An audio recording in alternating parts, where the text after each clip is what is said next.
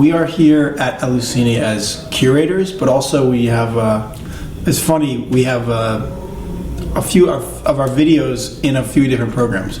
We curated a program called Reduced Polish, which is all New York City artists and some filmmakers too, and we're presenting that tonight. But the first night, Kika Nicolella from Brazil had one of our pieces in her presentation of a video art piece we had made. And then also there's the Exquisite Corpse video project, which we are participants in which they screened at V-Tape on Wednesday, I believe. That's right. We also participated in that aluCine festival last year, and we were lucky enough to come back this year, having really just had a wonderful time last year, and just really happy to be back here. Yeah. Our video projects, I think, have come a long way. We started making videos together about 5 years ago, but our work together in terms of collaborating really goes back to our adolescence, when we were doing a lot of photography together and just kind of exploring with kind of just the camera, starting with still photographs and very personal work that touched on a lot of different issues, insecurity, feeling alienated and alone. We come from like suburban American culture, lots of not the most interesting place to grow up, like in the suburbs in America. And so maybe we were different and didn't fit in so much, so we started using art as a way to kind of do our own thing and find a little bit of a voice that we couldn't find in the typical things that were happening around us. So we started to do photographs that were very dark and talking about the sort of stuff flying around up in our heads, and then that we just got into video, and that we tried to take what we were doing with photographs and put it some of those same things into video, and that takes us to where we are now. I think originally our work was a lot about us in terms of our form or whatnot, just depicting ourselves, and then throughout time I think we've grown a lot more comfortable with just finding other people who we share similar kind of values with, and just a similar sort of, I don't know,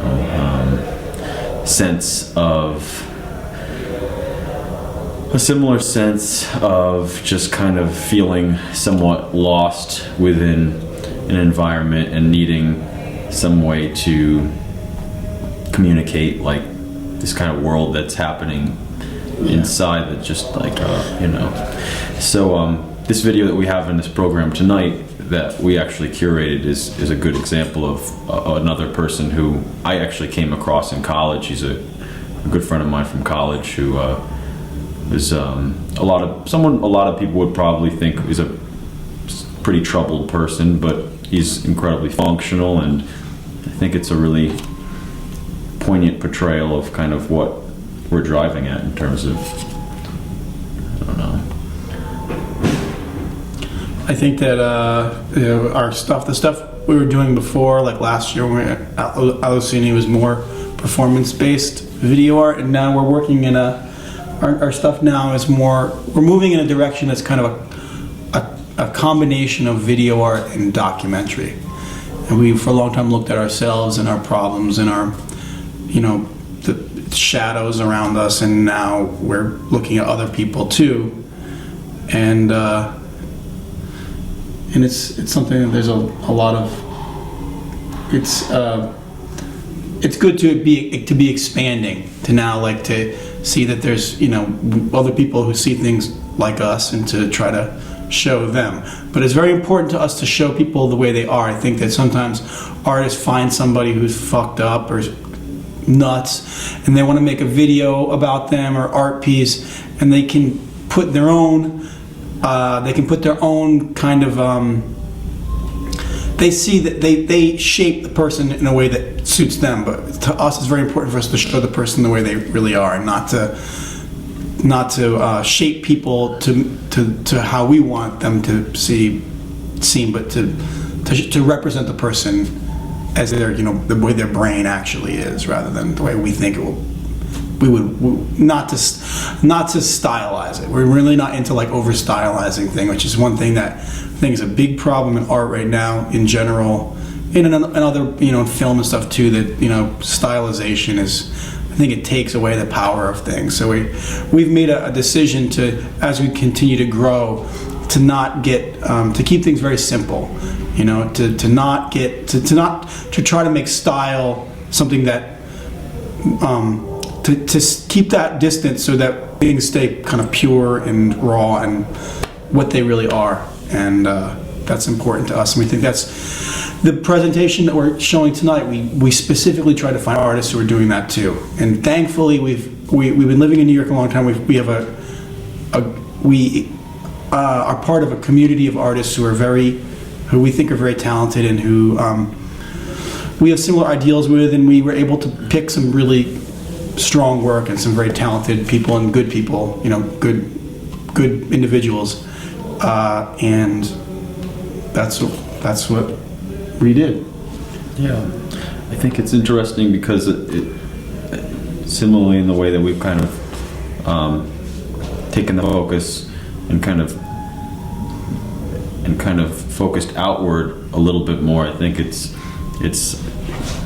made it much more of a social activity, actually, the artistic process, and kind of involving other people, and it's kind of a big part of for me, the kind of catharsis of making work is just finding other people who identify with what you're doing and kind of sharing creatively. And in terms of creating this program, I think that really is kind of it's just important in terms of how this came about, is that throughout the process of making work, you find people who understand your work or with whom it resonates, and then it goes to the next step where you actually begin to work together to a certain degree. And so that's really the whole community and social aspect of it is really integral to Josh and I think both, that we kind of nurture that relationship and those relationships. Yep. And aluCine was a very important event for us last year, because I think we had been a little not so optimistic about our own community in New York. New York is a very big city with a lot of people trying to make some progress, and it can be very feel like you're on your own there. And we came here and we saw what a strong community of artists came here, and the people coming from other cities with the people here in Toronto, and how much it seemed like they were supporting each other. And I think we went back home and then for some reason we became aware that we actually did have a lot of people who we felt that way about, and who who were not just about themselves but about working together with people with similar feelings about art, and what the most important things are, not just benefiting yourself but working with people, being collaborative and trying to make good things happen and supporting each other.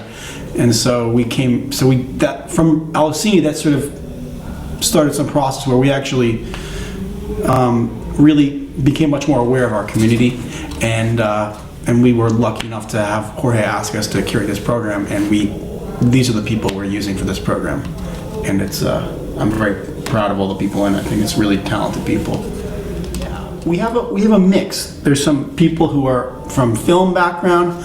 Those are people who are from performance art background. Some people who are doing sort of narrative video art, and everything in between. The program starts with a short film by Jonathan Couette, who is a filmmaker who his movie Tarnation was a very famous and very amazing film about his schizophrenic mom and his life, which is very challenging. And he made a 42-second short film, which is kind of a dark abstract film, which I think is amazing, and it's how we begin the program. And then we have the beginning section is a lot of videos that are either kind of performance or very, very not linear, very more abstract in the way they the narrative is very abstract in the beginning. We have Noah Dodson, who's a Danish filmmaker, artist living in New York, and his piece is very sexual and very dark, and talking about, it's sort of like a revealing like childhood issues with sex, and it's good. And then we have let's think, we have Well, do you want to say something about the fact that a lot of these people are students of Alan Frame's? well, let's say that after. Okay. Let's try to think about some of the videos. I think There's Juan David. Juan David, who's a Colombian artist living in New York, who's who works totally in stop motion animation and does some very interesting things, sort of nightmarish and sexual, and his videos in there in the beginning. Liliana Velez, also a Colombian artist living in New York, who's up here with us today, is her videos in it, and it's also sort of a dark look at sexuality, and very personal, but funny too, which is important to us, that people have a sense of humor about their dark things happening inside of them. Mm-hmm. There's a video by Maria Peschnig, who's a really great Austrian performance artist and video artist who we met in New York, and again, I think our work and her work just kind of really resonated, and we fostered a really great relationship. And I think she deals with her own body and her identity within the context of her childhood, and kind of using kind of grotesque aspects of her own form and kind of challenging the audience. And she's doing some really interesting stuff in New York that we're really we're very proud of her. She's doing very good, and her work is really growing, and her performances are becoming pretty impressive, and she's a very, very talented artist. And what else do we have? We have Josh Sanchez, who is a filmmaker who lives in New York, who's doing these short vignettes about people's memories that are very great. And he films them on a Super 8 camera and then transfers them to video using a projector, and it's very raw, very simple.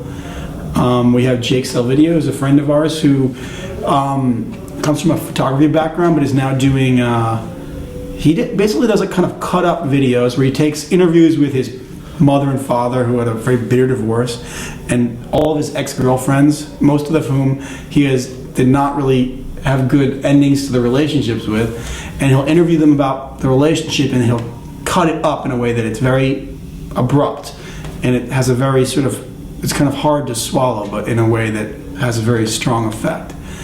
And we have Alan, the screening ends with Alan Frame's short film, which is about the death of his father, and he's a gay man from the South, from Georgia, and he goes back home when his father dies, and it's not only about his relationship with his father, but also about his relationship with the place he grew up, which he's not exactly totally comfortable with. And the film is really beautiful, and you can sort of feel this tension throughout the whole film between him and his environment, and it's really very it's very simple, but there's a lot of things going on, and it's really powerful.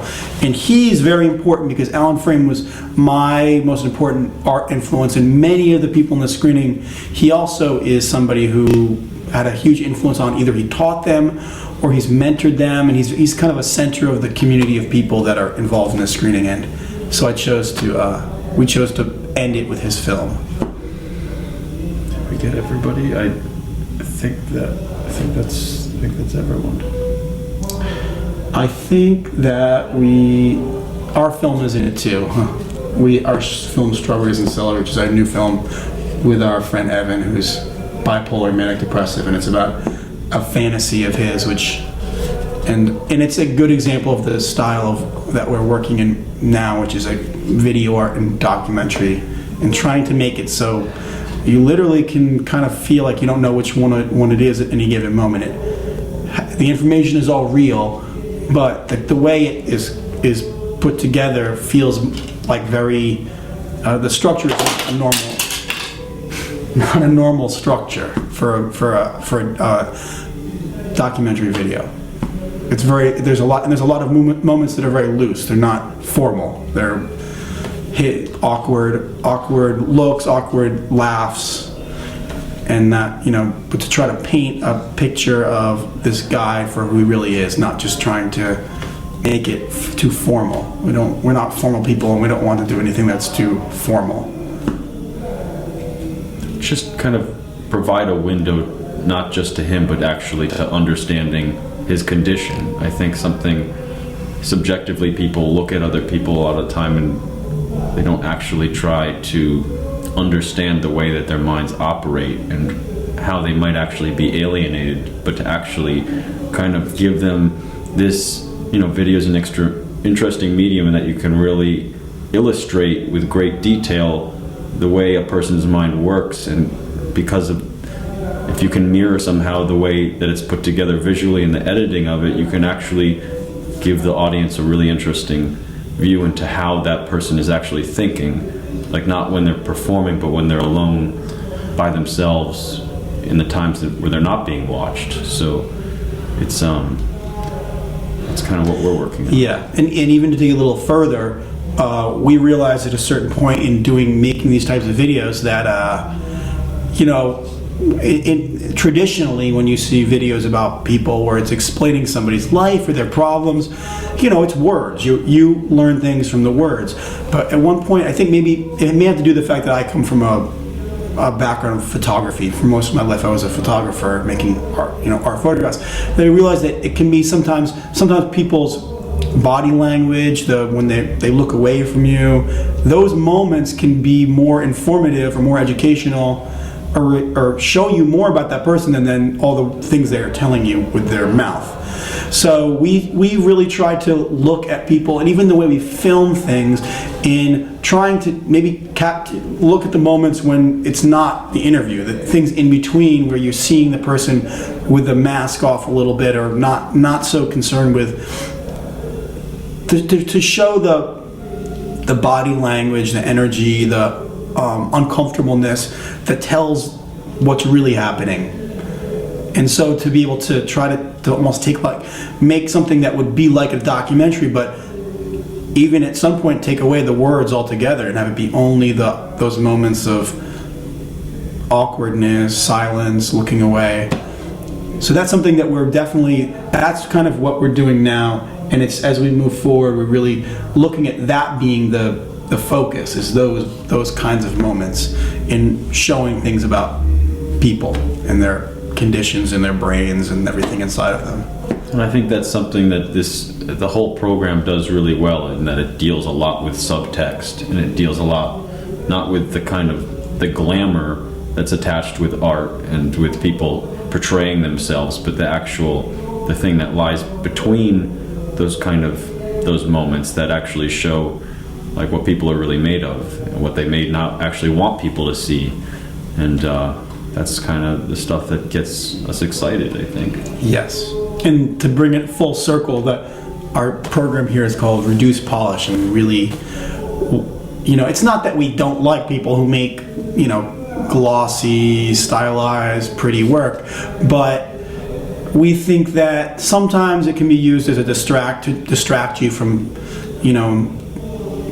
I don't know, that taking those things away can show you something a lot more pure and a lot more that's got a lot more potency to it. And so in the work we do and the people we try to curate and work collaboratively with, they're trying to pull away the stuff on the outside that sometimes it can be used to not to deceive, but to I don't know. We're looking in underneath the skin, and so yes, reduce polish. That's our concept for a lot of things, but for this screening was to achieve that through the selection of work that we put together. We've been doing that for a couple of years. That's actually how we met Kika, and it's an interesting project. I mean, in the end, I think of it's a really good exercise. What happens is there's a string of videos, and there's a lot of different artists, mostly who are networking through the internet, and they make a video. They give you the last 10 seconds of their video, and you make a 1 minute or 2-minute video from that one piece, and one artist transitions to the next, to the next, to the next. It's been good, and it's made us. It's challenged us to try some different things, to do some very simple things, and even in a way to be sort of a little bit confrontational. To be honest with you, sometimes you'll receive a video from the artist that you are going to transition out of, and you'll think, my style is so different than this style that you want to create attention, and that can be a very good thing. It can be good to feel like you want to push back, not just to make a contrast with the style, but just to create like a tension that is good. And I think the project is successful as long as people are actually thinking about what's happening and not just making a video and sending out. As long as they're challenging themselves and trying to interact with the other people, I think it is successful. Sometimes it's successful, sometimes it's not, but I think it's good in that it's an exercise where these artists are interacting, and I think it's always good for people to be interacting, and it's always a learning experience. And I think that we've had a really, through our experiences being a part of it, we've learned a lot, and that's a really good thing for it. We're glad that we've been involved in it. You want to say? I think you covered everything. I think, again, one of the most interesting aspects of the exercise is the social aspect of it. It's just the communication with other people, all over the world, and the friction that sometimes ensues when people don't get along, and that's actually some of the most interesting stuff that happens. Yeah, there's a whole on the internet, as we arrange the migration of these videos of the people making them, sending them to the next person. There's dialogue, and there's a lot of people involved, and a lot of the people. There's a lot of different personalities, and some of those personalities are not good together, and it's very interesting. And there's within all this communication, there's been a lot of interesting things that have happened, good and bad. But there's been an evolution,